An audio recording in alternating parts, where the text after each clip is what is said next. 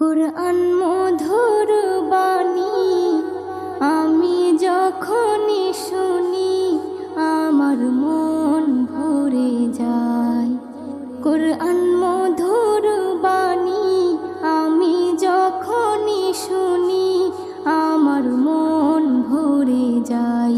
শোনো মুমিন মুসলমান, পড়ে দেখো না কুরআন, কত শান্তি পাওয়া যায়।